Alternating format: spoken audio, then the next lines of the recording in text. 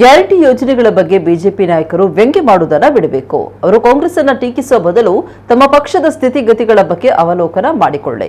BJP ಇಂದು repair ಆಗದ ಮಟ್ಟದಲ್ಲಿ ಆಂತರಿಕ ಗುಂಪುಗಾರಿಕೆಯಿಂದ ಬಳಲ್ತಾ ಇದ್ದು ಅವರಿಗೆ ವಿರೋಧ ಪಕ್ಷದ ನಾಯಕರನ್ನ ಘೋಷಣೆ ಮಾಡಲು ಆಗಿಲ್ಲ. ಬಿಜೆಪಿ ರಾಜ್ಯಾಧ್ಯಕ್ಷರನ್ನು ನೇಮಕ ಮಾಡಲು ಆಗಿಲ್ಲ ಅಂತ ವಕ್ತಾರ ಐವನ್ ಡಿಸೋಜಾ ವ್ಯಂಗ್ಯ ಮಾಡಿದ್ದಾರೆ. ಸುದ್ದಿಗಾರರ ಜೊತೆ ಮಾತನಾಡಿದ ಅವರು, ಬಿಜೆಪಿ ಇಬ್ಬರು ಶಾಸಕರು ಸೋಮಶೇಖರ್ ಒಂದು ಹೇಳಿಕೆ ನೀಡಿದ್ರೆ ಹೆಬ್ಬಾರ್ ತಮ್ಮ ಅಸಮಾಧಾನವನ್ನ ಬಹಿರಂಗವಾಗಿ ಹೊರಹಾಕಿದ್ದಾರೆ. ಸದಾನಂದ ಗೌಡ್ರೆ ಬಿಜೆಪಿಯನ್ನ ಟೀಕಿಸ್ತಾ ಇದ್ದಾರೆ.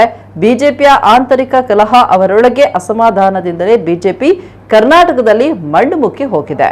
ಅದು ಚೇತರಿಕೆ ಆಗಲಾರದಷ್ಟು ಕುಸಿದು ಹೋಗಿದೆ ಅಂತ ಹೇಳಿದ್ರು. ಬಿಜೆಪಿ ಅಧ್ಯಕ್ಷ ನಳಿನ್ ಕುಮಾರ್ ಅವರ ವ್ಯಾಲಿಡಿಟಿ ಮುಗ್ದಿದೆ, ಅವರ ಎಕ್ಸ್ಪೈರಿ ಡೇಟ್ ಮುಗಿದಿದೆ, ಅಂತಹ ಸ್ಥಿತಿ ಅವರದ್ದಾಗಿದೆ ಅಂತ ವ್ಯಂಗ್ಯ ಮಾಡಿದ್ರು. ಸಿಟಿ ರವಿ, ಅಶ್ವತ್ಥ ನಾರಾಯಣ್, ಯತ್ನಾಳ್ ಅವರೊಳಗೆ ಕಚ್ಚಾಟ ನಡೀತಾ ಇದೆ. ಅದನ್ನ ಸರಿಪಡಿಸಲು ಆಗಲ್ಲ ಅಂತ ಕೇಂದ್ರ ನಾಯಕರಿಗೆ ಗೊತ್ತಾಗಿದೆ. ಆದ್ರೆ ರಾಜ್ಯದ ನಾಯಕರಿಗೆ ಅರ್ಥ ಆಗ್ತಾ ಇಲ್ಲ. ಅವರು ಗ್ಯಾರಂಟಿ ಬಗ್ಗೆ ಟೀಕೆ ಮಾಡ್ತಾ ಇದ್ದಾರೆ. ನಮ್ಮ ಸರ್ಕಾರ ಜಾರಿಗೆ ತಂದ ಯಾವುದೇ ಗ್ಯಾರಂಟಿ ಯೋಜನೆ ರದ್ದು ಆಗಲ್ಲ, ಜನ ಆತಂಕ ಪಡಬೇಕಾದ ಅಗತ್ಯವೇ ಇಲ್ಲ ಅಂತ ಹೇಳಿದ್ರು.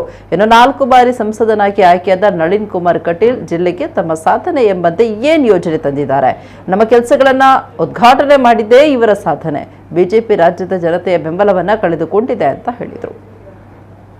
ನಾವು ಗ್ಯಾರಂಟಿ ಯೋಜನೆಯಿಂದ ಸೋತೆವು ಅಂತ ಬಹಳ ಜನ ಶಾಸಕರುಗಳು ಮಾತಾಡೋದನ್ನು ನಾನು ಕೇಳಿದ್ದೆ.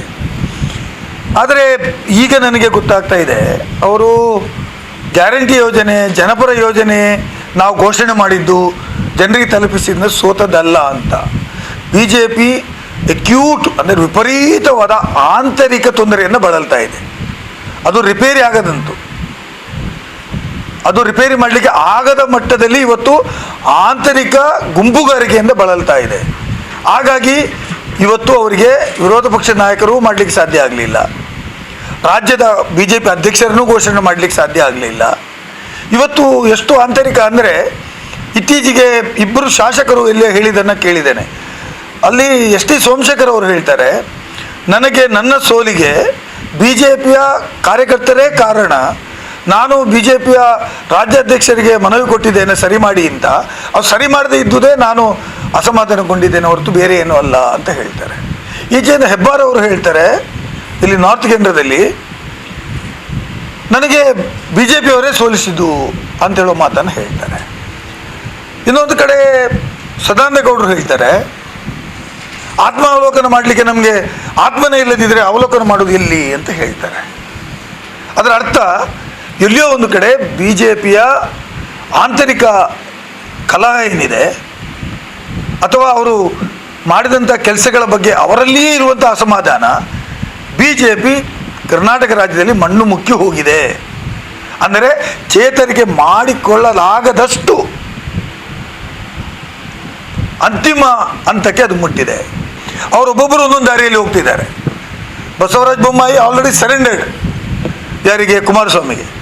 ಅವ್ರ ಜೊತೆ ಸೇರಿಕೊಂಡಿದ್ದಾರೆ.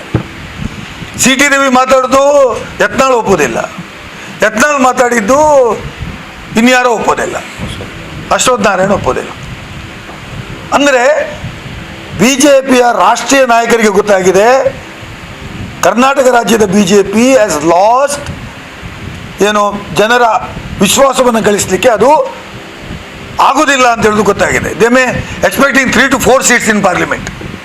ನಳಿನ್ ಕುಮಾರ್ ಕಟೀಲ್ ಅವರು 4ನೇ ಬಾರಿ 5ನೇ ಬಾರಿ 4ನೇ ಬಾರಿ MP ಆಗ್ತಾರೆ. ಒಂದು ದೊಡ್ಡ ಯೋಜನೆ, ಒಂದು ಯೋಜನೆ ಮಂಗಳೂರಿಗೆ ತಂದಿದ್ದೇನೆ, ಆಸ್ಪತ್ರೆ ತಂದಿದ್ದೇನೆ, ಮೆಟ್ರೋ ತಂದಿದ್ದೇನೆ, ದೊಡ್ಡ ಬ್ರಿಡ್ಜ್ಗಳನ್ನು ಮಾಡಿದ್ದೇನೆ, ರೈಲ್ವೆಯಲ್ಲಿ ಬಹಳ ಮಹತ್ತರವಾದಂಥ ಬದಲಾವಣೆ ತಂದಿದ್ದೇವೆ, ವಿಮಾನ ನಿಲ್ದಾಣದಲ್ಲಿ ದೊಡ್ಡ ವ್ಯವಸ್ಥೆ ಮಾಡಿದ್ದೇವೆ.